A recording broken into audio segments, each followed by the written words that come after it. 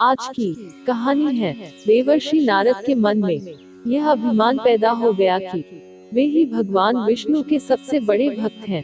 वे सोचने लगे, मैं रात दिन भगवान विष्णु का गुणगान करता हूँ, फिर इस संसार में मुझसे बड़ा भक्त और कौन हो सकता है। किंतु पता नहीं श्रीहरि मुझे ऐसा समझते हैं या नहीं। यह विचार कर नारद भगवान विष्णु के पास क्षीर सागर में पहुँचे और उन्हें प्रणाम किया। विष्णु जी बोले, आओ नारद, कहो कैसे आना हुआ। नारद बोले, भगवान मैं आपसे एक बात पूछने आया हूँ। भगवान विष्णु बोले, मैं तुम्हारे मन की बात जानता हूँ नारद, फिर भी तुम्हारे मुंह से सुनना चाहता हूँ। नारद ने कहा, हे देव, मैं जीवन भर आपका गुणगान करता रहा हूँ, पल पल हर क्षण मुझे बस आपका ही ध्यान रहता है। आप मुझे यह बताइए कि क्या मुझसे भी बड़ा आपका कोई अन्य भक्त है संसार में।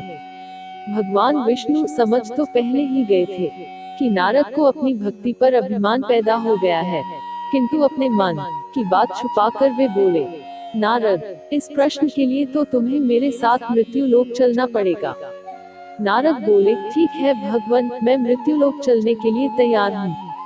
भगवान विष्णु नारद को लेकर मृत्यु लोक चल पड़े। धरती पर पहुंचकर दोनों ने किसान का भेष धारण किया और एक गांव के किनारे बनी एक झोपड़ी की ओर चल पड़े। विष्णु बोले, नारद, मेरा एक बहुत बड़ा भक्त यहाँ इस कुटिया में रहता है। आश्चर्य है, क्या मुझसे बढ़कर भी किसी की भक्ति हो सकती है। नारद के मुख से निकला, क्या वह भी मेरी तरह आपका ध्यान लगाए रहता है। आओ स्वयं ही जान लोगे। विष्णु ने कहा और उस कुटिया की ओर बढ़ गए। किसान उस समय कुटिया के बाहर अपनी गाय को बांध रहा था। उसके मुख से हरि हरि गोविंद का स्वर निकल रहा था।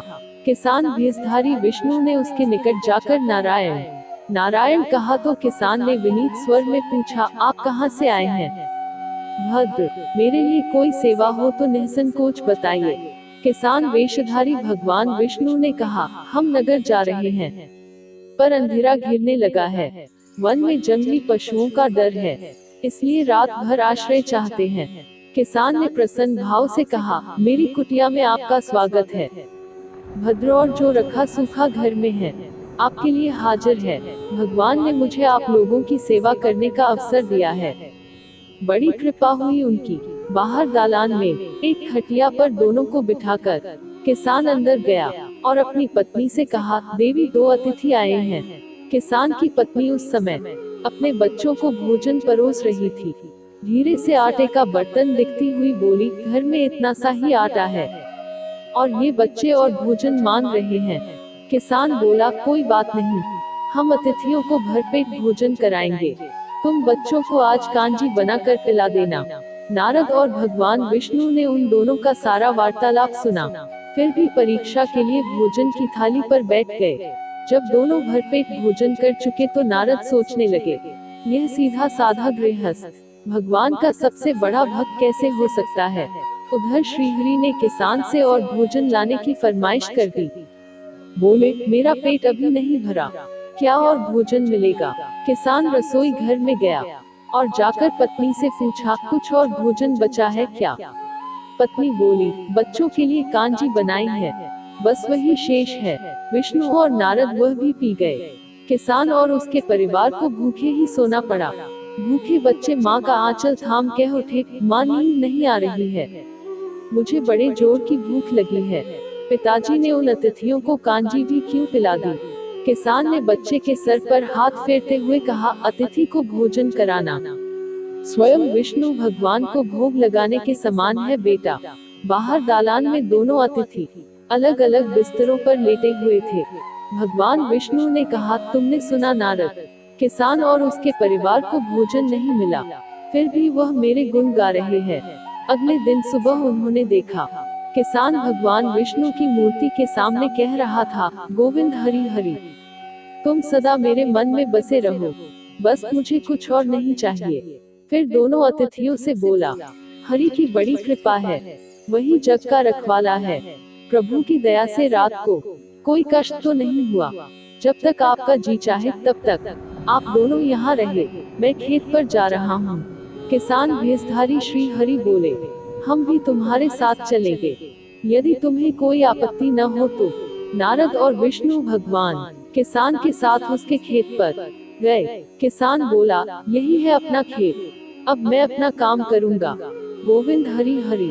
नारद बोले, तुम तो सत्पुरुष हो, भगवान के बड़े भक्त हो, हर घड़ी उनका नाम लेते रहते हो। किसान बोला, अरे कहाँ, काम से जब भी थोड़ा बहुत समय मिलता है तभी उनका नाम लेता हूँ। नारद ने पूछा, कब कब मिलता है समय? किसान बोला, सुबह उठता हूँ तब, रात को सोता हूँ तब, और दिन में जब भी काम से समय मिल जाए। ओह समझा, नारद के मुख से निकला।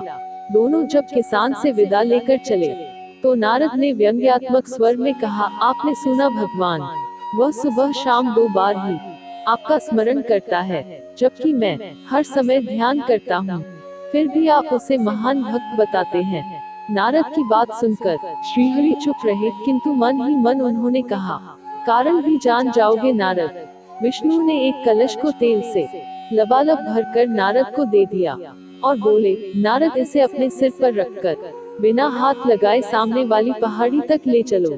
ध्यान रहे इस कलश में रखे तेल की एक बूंद भी जमीन पर गिरने न पाए। नारद बोले, यह कार्य सहज तो नहीं है। यह कहकर नारद ने कलश सिर पर रख लिया और पहाड़ी की ओर चल दिए।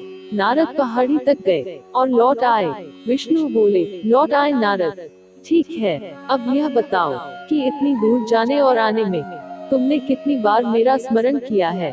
नारद बोले, एक बार भी नहीं भगवान, करता भी कैसे, मेरा सारा ध्यान तो तेल और कलश की तरफ लगा हुआ था। श्रीहरि बोले, तब तुम ही सोचो, वह किसान दिन भर कठिन परिश्रम करता है, फिर भी 2-4 बार मेरा स्मरण जरूर करता है, और तुम एक बार भी मेरा स्मरण नहीं कर पाए। विष्णु की बात सुनकर नारद के अंतर चक्षु खुल गए। वह श्रीहरि के चरणों में गिरकर बोले, मान गया प्रभु, जो संसार के झंझटों में रहकर भी आपका स्मरण करते हैं, वे ही सबसे बड़े